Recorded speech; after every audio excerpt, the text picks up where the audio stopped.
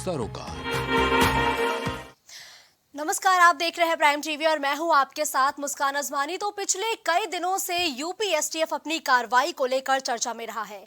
इसने यूपी में एक से बढ़कर एक बड़े गैंगस्टर को खत्म करते हुए जो प्रदेश है उसमें कानून का राज कायम करने का काम किया है। और यूपी एसटीएफ का नाम सुनते ही जो अपराधी हैं, जो गैंगस्टर है, वो थर थर कांपते हैं, क्योंकि यूपी एसटीएफ ने कई अपराधियों को ढेर करके इनके बीच खौफ पैदा किया है।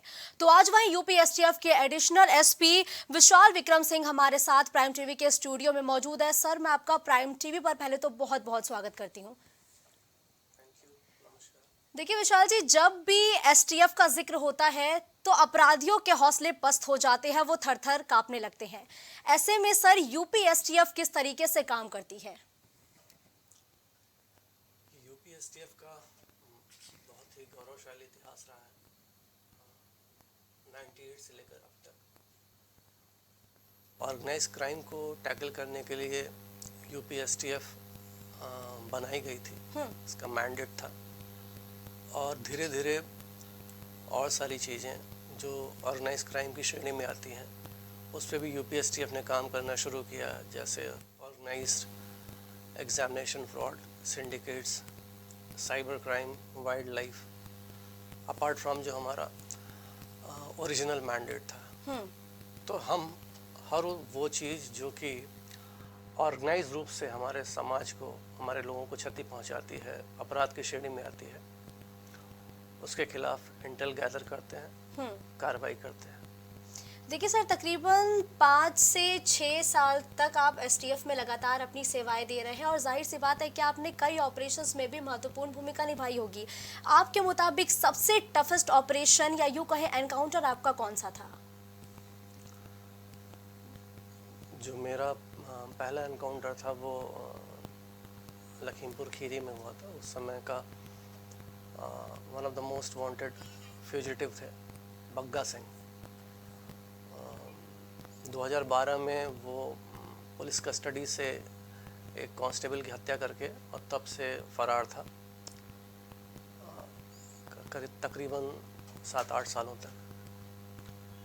वो एक टफ ऑपरेशन था क्योंकि वो जंगल बेस ऑपरेशन था। महीनों हमारी टीम तराई के इलाकों में रही और उसका खौफ बहुत था, खास करके ये पीलीभीत, शाहजहांपुर, खीरी की बेल्ट में। तो ट्रैक करना was nearly impossible task, but finally we did it.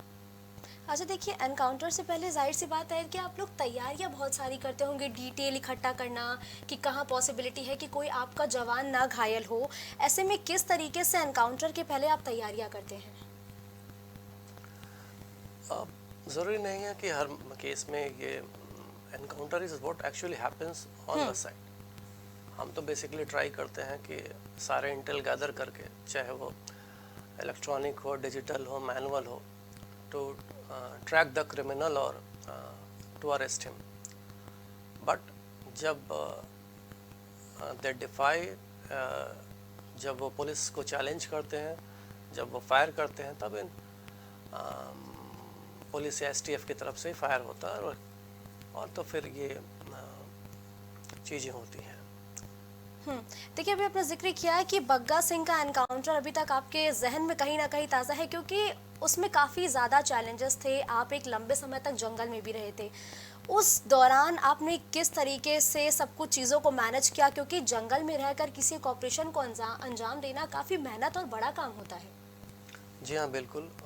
वो वाकई एक टफ सिचुएशन रही। हमारी टीम्स काफ़ी दिन तक इन जंगल के इलाकों में रही इंटेल गैदर करने के लिए, और उस समय जो वहाँ की जो कंडीशंस थी, जो फॉरेस्ट टेरेन की, वो वाकई डिफ़िकल्ट होती है ऑपरेशन के लिए। वो हमारे लिए भी पहला ही एक्सपीरियंस था, बहुत ही चैलेंजिंग था। बट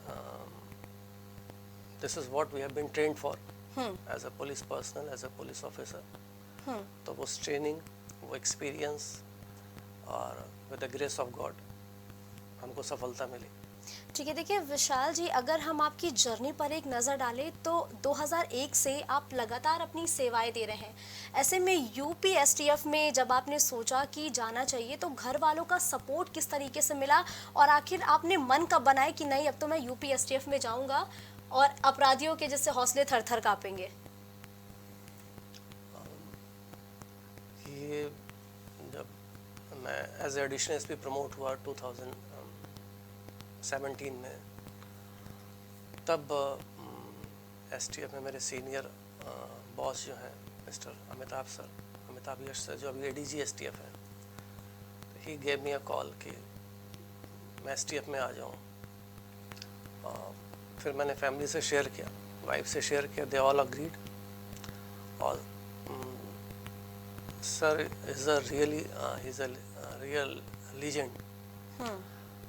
तो उनके जैसा लीजेंड हो, लीडर हो, तो then we without any second thought मैं एसटीएफ में आ गया। हालांकि आया तो था उस समय शॉर्ट ड्यूरेशन के लिए, लेकिन जब काम करना शुरू किया तो एसटीएफ का जो वर्किंग पैटर्न है, जो एनवायरनमेंट है, जो अपकमिंग डेली चैलेंजेस हैं, वैरायटी ऑफ जॉब है, वैरायटी ऑफ इंक्वायरीज हैं, जिसमें बहुत कुछ सीखने को भी मिलता है। हर दिन के लिए आपको फिर से तैयार होना पड़ता है, हर एक केस के लिए नई तैयारी करनी पड़ती है। ये अपने आप में चैलेंजिंग भी है लेकिन इंटरेस्टिंग भी है। बिल्कुल, यानी चैलेंजिंग और इंटरेस्टिंग दोनों ही चीज़ों को बैलेंस करके आप यूपीएसटीएफ में काम कर रहे हैं और लगातार अपनी सेवाएं भी दे रहे हैं। ऐसे में कुछ और ऑपरेशंस के बारे में हमारे दर्शकों को बताइए। जी हाँ, उस समय 2018 में यूपीपीसीएल के ऑनलाइन एग्ज़ाम्स में रिगिंग की बात आई थी। हालांकि ये इस्टेब्लिश नहीं थी, तो ये अपने आप में बहुत चैलेंजिंग था कि हमको वो रिगिंग इस्टेब्लिश भी करनी है और नेक्सस को ब्रेक करते हुए कल्प्रिट्स को जेल भी भेजना है। तो एक पूरी टीम सेटअप हुई। इसमें ऑनलाइन और ऑफलाइन दोनों ही तरीक़ों पे हमने काम किया। जो साइबर एक्सपर्ट्स थे उनकी भी मदद ली। कुछ मामले में हमको स्टैटिशियंस के भी मदद लेनी पड़ी। और फाइनली हमने इस केस को दोनों ही तरीक़ों से, not only digitally but manually, दोनों की सहायता से फिर क्रैक किया और फ्रॉड इस्टेब्लिश किया। जो कल्प्रिट्स थे उसमें उनको जेल भी भेजा गया। तो बेसिकली वो ऑनलाइन एग्ज़ाम में वो जो लैब्स होती हैं, कंप्यूटर लैब्स, तो चाहे ओनर की मदद से, चाहे वहाँ का जो लैब एक्सपर्ट है उसकी मदद से, और कुछ सिस्टम्स को कॉम्प्रोमाइज़ करके उसमें एनीडेक्स या टीमवेयर सॉफ्टवेयर अपलोड करके और रिमोट एक्सेस पे उस सिस्टम को लेकर ये पूरा एग्ज़ाम जो है वो रिग करने की कोशिश की गई थी। देखिए, साइबर क्राइम के जो मामले हैं वो लगातार बढ़ रहे हैं। ऐसे में साइबर क्राइम को कैसे टैकल करता है हमारा यूपीएसटीएफ?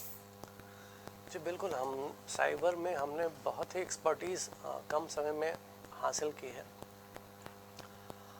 और ये तो एग्जामिनेशन फ्रॉड हो गए, इसके अलावा भी कई सारे हमने डेटा ब्रीच के केसेस हैंडल किए हैं और अभी भी कर रहे हैं। जो हमारा डेटा है वो बेसिकली साइबर क्रिमिनल्स के लिए या फ्रॉडस्टर्स के लिए वो उसकी एक वैल्यू है। जैसे हम हैं, हमारा नाम है, हमारा एड्रेस है, ये तो हमारे लिए बहुत चीज़ें मैटर नहीं करती, हमारे लिए इसकी कोई वैल्यू नहीं है। बट जब ये मार्केट में इंटर करता है तो इट बिकम्स अ डेटा और this data carries a particular value. तो ऐसे ही सोचिए आप, लाखों करोड़ों लोगों का डेटा, जैसे आप कहीं भी जाते हैं मॉल्स में, फलान ई कॉमर्स साइट्स पे, आप हर जगह अपना नाम, पता, phone number, address, mail ID देते हैं और ये डेटा कहीं ना कहीं से लीक होके ब्रीच होके ये मार्केट में पहुंचता है, चाहे डार्क वेब के थ्रू वहाँ जाता है, डार्क वर्ल्ड में। तो इसकी एक वैल्यू होती है और फिर इसी डेटा का सहारा लेके जो साइबर फ्रॉडस्टर्स हैं आपको कॉल करके आपको फ्रॉड करने की कोशिश करते हैं। कई सारे केसेस में हमने देखा। तो मेरा ये मानना है कि maximum cases of cyber fraud में जो डेटा ब्रीच है वो उसको रोकना बहुत ज़रूरी है।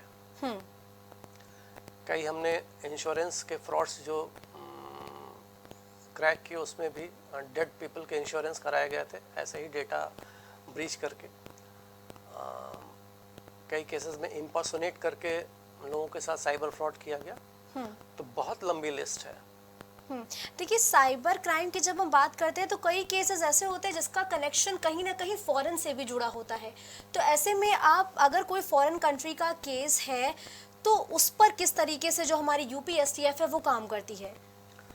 जी बिल्कुल, अभी 2-3 केसेस हमने किए थे। एक नोएडा में एक इंटरनेशनल कॉल सेंटर था, उसको बस किया था। वो टेक सपोर्ट के नाम पर फॉरेन क्लाइंटेल से, स्पेशली यूरोप और अमेरिका, वहाँ के लोगों को फ्रॉड करके और उनसे फिर पैसा बनाते थे। करीब इसमें 8-9 लोगों को हमने अरेस्ट किया था और पूरी जो वो कॉल सेंटर था उसको सीज किया था। ऐसे ही अभी लखनऊ में कुछ दिनों पहले हमने प्रोहिबिटेड ड्रग्स जो हैं उनकी सप्लाई अब्रॉड की जाती थी और वो डेटा जो गैदर करते थे वाया स्काइप और डार्क वेब के थ्रू। तो इस गैंग को भी हमने क्रैक किया था, अरेस्ट किया था। काफ़ी भारी मात्रा में जो वो प्रोहिबिटेड मेडिसिन्स हैं जो कि ओपन मार्केट में यहाँ नहीं अवेलेबल है, वो हाई कॉस्ट पे अब्रॉड भेजी जाती थी। इस गैंग को भी क्रैक किया था और अभी भी हमारी टीमें इस पे काम कर रही हैं। देखिए सर, ये तो सबको पता है कि एसटीएफ का गठन क्यों हुआ, उसका मकसद क्या था, लेकिन अभी आप एसटीएफ में लगातार 5.5 साल तक अपनी सेवाएं दे रहे हैं और लगातार आप यूं ही जारी रखेंगे सेवाएं देना। ऐसे में आपके मुंह से हम जानना चाहते हैं कि आप हमारे दर्शकों को बताइए कि आखिर एसटीएफ का गठन क्यों हुआ और एसटीएफ की रोल और ड्यूटी क्या होती है? देखिए, जैसा कि मैंने शुरुआत में ही बताया कि एसटीएफ का गठन जो हुआ था वो ऑर्गेनाइज क्राइम को टैकल करने के लिए हुआ था। आपको अगर 90 का दशक ध्यान हो तो 80 और उसके बाद 90 के दशक में जो नेचर ऑफ क्राइम है उसने अपनी बाउंड्रीज बढ़ानी शुरू कर दी। थाना से डिस्ट्रिक्ट, डिस्ट्रिक्ट से स्टेट, इंटर स्टेट, मतलब यहाँ का क्रिमिनल बिहार में जाके क्राइम कर रहा था, गुजरात में जाके कर रहा है, महाराष्ट्र में कर रहा है। चूँकि पुलिस अपनी टेरिटोरियल बाउंड्रीज विद इन थाना या विद इन डिस्ट्रिक्ट में बंधी होती है, तो ऐसे में बहुत सारे ऑपरेशन में पुलिस को बहुत सारी दिक्कतें आती थी। तो इन दिक्कतों को दूर करने के लिए स्पेशल टास्क फोर्स का गठन किया गया उस समय, जो कि अक्रॉस द स्टेट जाके भी अपने ऑपरेशन को सक्सेसफुली अंजाम दे सके। और मैंडेट क्लियर था कि ऑर्गेनाइज क्राइम को जड़ से ख़त्म करना है। उस समय एक और हमारा महत्वपूर्ण पार्ट था, वो जो डकैत से चंबल के, वो भी हमारे पार्ट ऑफ मैंडेट में थे। और आज की डेट में जैसा कि आप सब जानते हैं कि Chambal has been freed from dacoits thanks to UPSTF and UP police. ये इन्हीं की वजह से ये संभव हो सका है। बिल्कुल, देखिए यूपीएसटीएफ में आने से पहले भी जाहिर सी बात है आप 2001 से लगातार अपनी सेवाएं दे रहे हैं। आप इससे पहले और कौन कौन से पोस्ट पर काम कर चुके हैं और सबसे ज़्यादा इंटरेस्टिंग आपके लिए कौन सी पोस्ट रही है या कौन सा डिपार्टमेंट रहा है? जी, मैं 2006 से मैं बागपत में रहा। मेरठ, सहारनपुर, सीतापुर, बाराबंकी और लखनऊ, सारी ही पोस्टिंग्स की जो हैं वो कुछ अच्छी कुछ बुरी, दोनों ही तरीके की यादें हैं। एक पुलिस ऑफिसर का जो मेन बैस्टन होता है वो दो होता है, एक तो क्राइम फ्रंट और दूसरा लॉ एंड ऑर्डर। तो जब तक डिस्ट्रिक्ट में रहे तो क्राइम पे तो चलिए काम किया ही किया, लॉ एंड ऑर्डर फ्रंट पे भी अच्छा एक्सपोजर रहा। ईश्वर की कृपा से जहाँ रहे वहाँ सफल रहे। हाँ, एसटीएफ में आने के बाद से जिसको कहते हैं वो जॉब सेटिस्फैक्शन, वो जॉब सेटिस्फैक्शन एसटीएफ में आके मिला। ठीक है, देखिए पूर्वांचल से लेके पश्चिम तक लगातार आप अलग अलग जगहों पर अलग अलग जिलों में तैनात रहे, लेकिन सबसे ज़्यादा क्राइम रेट किस जिले में रहा है? और कहाँ चैलेंजिंग रहा है एसटीएफ को सबसे ज्यादा काम करना? एज ए डिस्ट्रिक्ट, अगर हम डिस्ट्रिक्ट की बात करें तो जो वेस्टर्न यूपी है वो क्राइम के लिहाज से ज़्यादा सेंसिटिव है, चैलेंजिंग है, फास्ट क्राइम है, फास्ट पुलिसिंग है। और एसटीएफ में काम करना वो अपने आप में बहुत चैलेंजिंग और सेटिस्फाइंग भी है। मैंने बताया कि वैरायटी ऑफ वर्क है यहाँ पे कि, और आप वाकई मतलब रियल क्राइम है, आप उस पर काम करते हो, आप क्राइम की रूट पे जाते हो, आप उसको नेल डाउन करने की कोशिश करते हैं। मतलब यहाँ फायर फाइटिंग नहीं की जाती। यहाँ हम जब किसी गैंग पे काम करते हैं तो हम कोशिश करते हैं कि गैंग को अपरूट कर दें, जो भी इसके खिलाफ, मतलब एंड टू एंड, एक सिरे से लेकर दूसरे सिरे तक, जब तक वो कार्रवाई हमारी पूरी नहीं होती हम पीछा नहीं छोड़ते। लेकिन देखिए सर, अगर हम एक बात पे और गौर करें तो जब भी क्राइम होता है तो कभी कभी लोगों में गुस्सा भी देखने को मिलता है कि शायद पुलिस पहले पहुंच जाती तो क्राइम नहीं होता, पुलिस एक्टिव रहती तो क्राइम नहीं होता। ऐसे में अगर लोगों के विश्वास की बात करें तो वो विश्वास को बरकरार रखना कितना मुश्किल होता है आप लोगों के लिए? देखिए बिल्कुल, ख्याल से ये जो है पुलिसिंग टफ जॉब है। It's not everybody's cup of T. और जो पुलिसमैन है वो भी कॉमन मैन है साइमल्टेनियसली। वो भी हमारी आपकी तरह किसी न किसी फैमिली से आता है, बिलोंग करता है। जो यूनिफॉर्म के पीछे जो आदमी है वो भी एक सामान्य इंसान है। तो पुलिस में सिलेक्शन, पुलिस की ट्रेनिंग, जिससे वो एक पुलिस ऑफिसर बनता है। तो ऐसा नहीं है कि पुलिस ऑफिसर कभी ये चाहे कि वो क्राइम को रोकने में ढिलाई करे या टाइम पे ना पहुँचे। लेकिन कभी कभी ऐसा हो जाता है अनफॉर्चुनेटली कि रिस्पांस थोड़ा लेट होता है, but I am dead sure कि डेलिबरेट नहीं होता। लोगों का भी जो रिएक्शन है कभी कभी अपनी जगह जायज़ है, लेकिन कुछ मामले में वो भी ठीक नहीं है। हमारे यहाँ क्योंकि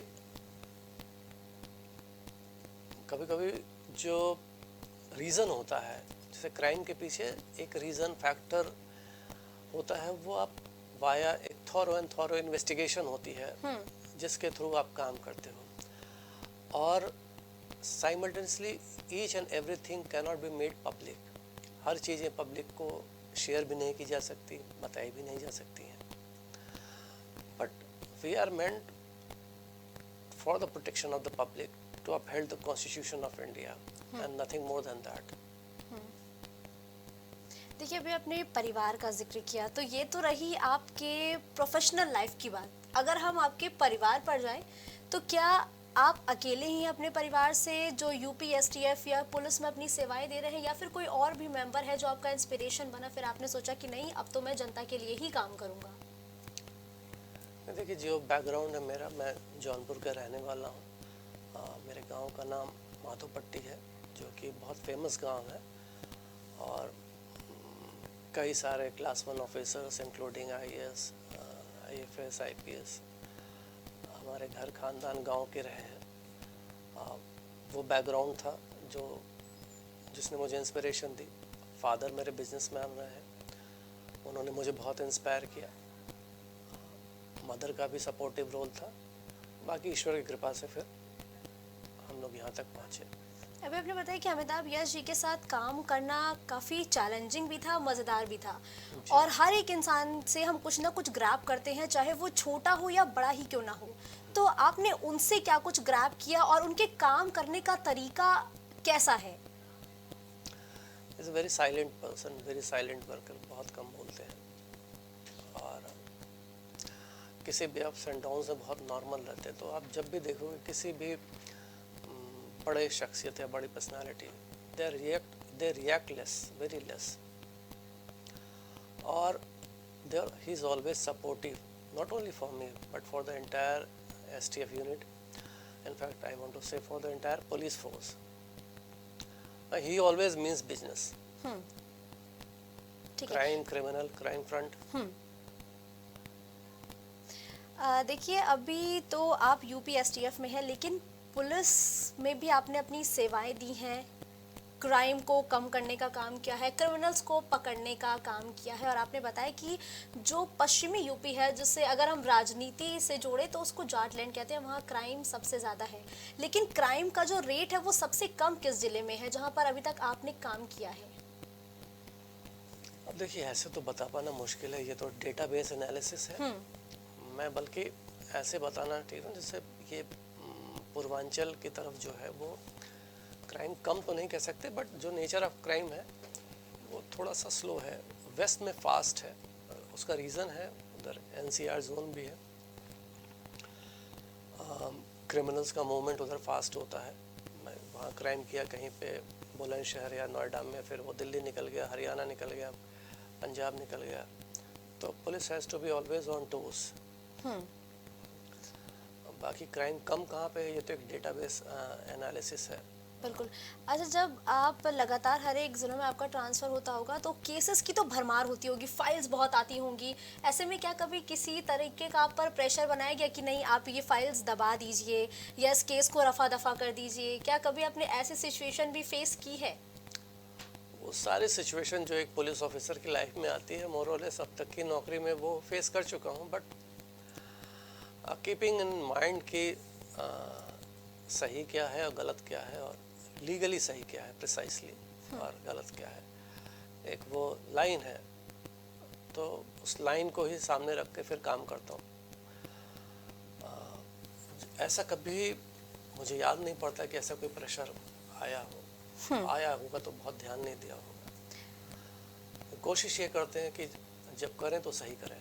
ठीक है। अच्छा, अब आपसे मेरा आखिरी सवाल एक ये रहेगा कि देखिए आजकल हम जो क्राइम देख रहे हैं काफ़ी अजीब तरीके से वो क्राइम हो रहे हैं। जैसे अगर हम दिल्ली का श्रद्धा केस देखें और अगर हम निक्की यादव हत्या का कांड देखें कि लड़कियों को टुकड़ों में काट के और उनको मार दिया जाता है। ऐसे में आप जो अभी हमारे युवा हैं उनको क्या संदेश देंगे और क्या कहेंगे? ये जो आपने अभी एग्जाम्पल्स कोट किए हैं, अब एग्जाम्पल क्या, ये बहुत ही अनफॉर्चुनेट और सैड है कि और इंसिडेंट्स हैं जो, तो ये तो डन है कि अपने आप में कि जो इस तरीके के क्रिमिनल्स हैं जिन्होंने किया है कि उनको सख्त से सख्त सज़ा दी जानी चाहिए। बट ये है कि कहीं ना कहीं हमको, आपको, सोसाइटी को ये इंट्रोस्पेक्ट करने की ज़रूरत है कि आखिर ऐसा अगर हो रहा है तो फिर क्यों हो रहा है, इसके पीछे रीज़न क्या है। तो मेरा अपना जो मानना है कि जब से आफ्टर 90s या 2000 के बाद से जितना ये एक्सपोजर बढ़ा है, social media, electronic channels, YouTube, net, तमाम सारी चीज़ें, कहीं ना कहीं इसने हमारे सोशल फैब्रिक को, हमारे कल्चर को, हमारी सोच को, हमारी साइकोलॉजी को प्रभावित किया है। अब मैं किसी एक पर्टिकुलर केस की बात नहीं कर सकता, बट जब भी इस तरीके के इंसिडेंट होते हैं तो कम से कम हमको अपनी इन्वेस्टिगेशन को थॉरली एक एंड तक ले जाने की कोशिश ज़रूर करनी चाहिए, टू फाइंड आउट द कि इसका रूट कॉज क्या हो सकता है। क्योंकि जो हमारा कल्चर है, जो हमारी सभ्यता है, बहुत ही समृद्ध, बहुत ही प्राचीन, बहुत ही सनातन है। उसमें इन तरीके की चीज़ों या गतिविधियों या क्राइम के लिए, इस तरीके के जो घृणित क्राइम है, इसके लिए कभी कोई स्थान न था, न है, न रहेगा। तो हम सबको, me as a police personnel, as a society, जो फैमिलीज़ हैं जो इसमें इन्वॉल्व हो रही हैं, जो सफ़र हो रही हैं, सबको कहीं ना कहीं इंट्रोस्पेक्शन की ज़रूरत है। ठीक है, तो देखिए ये थे हमारे साथ एडिशनल एसपी विशाल विक्रम सिंह, जिन्होंने अपनी पूरी जर्नी हमारे दर्शकों को बताई कि देखिए वो लगातार 2001 से अपनी सेवाएं दे रहे हैं, लेकिन जो सबसे मज़ेदार उनके लिए अभी तक डिपार्टमेंट रहा है वो है यूपीएसटीएफ, क्योंकि यूपीएसटीएफ में हर दिन एक नया चैलेंज होता है और हर दिन कुछ ना कुछ नया सीखने को मिलता है। धन्यवाद विशाल जी हमारे साथ जुड़ने के लिए। तो देखिए लगातार खबरों का सिलसिला यूँ ही जारी रहेगा। देश और दुनिया की तमाम बड़ी खबरों के लिए आप देखते रहिए प्राइम टीवी।